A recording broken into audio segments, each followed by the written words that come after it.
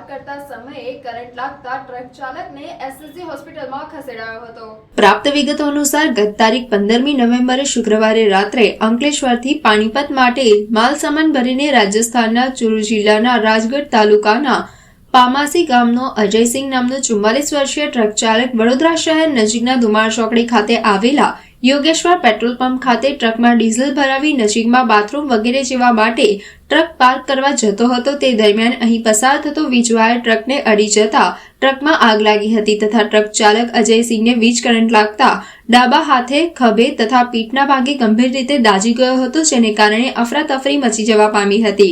આસપાસના લોકોએ એકત્રિત થઈ અજયસિંહને બચાવ્યો હતો અને તાત્કાલિક એમ્બ્યુલન્સ અને ફાયર બ્રિગેડને જાણ કરતા ફાયર બ્રિગેડની તથા વીજ કંપનીના સ્ટાફે ઘટના સ્થળે દોડી આવી ભારે જહેમતે આગ પર કાબુ મેળવ્યો હતો।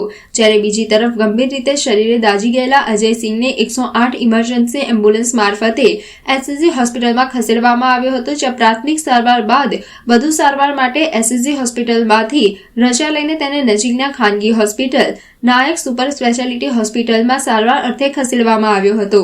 ઘટનાની જાણ થતાં ટ્રક ચાલકનો પરિવાર વડોદરા ખાતે દોડી આવ્યો હતો। હાલમાં ટ્રક ચાલક ભાનમાં હોવાનું જાણવા મળ્યું છે। બનાવને પગલે પોલીસ દ્વારા સમગ્ર મામલે તપાસ હાથ ધરી કાર્યવાહી હાથ ધરી છે।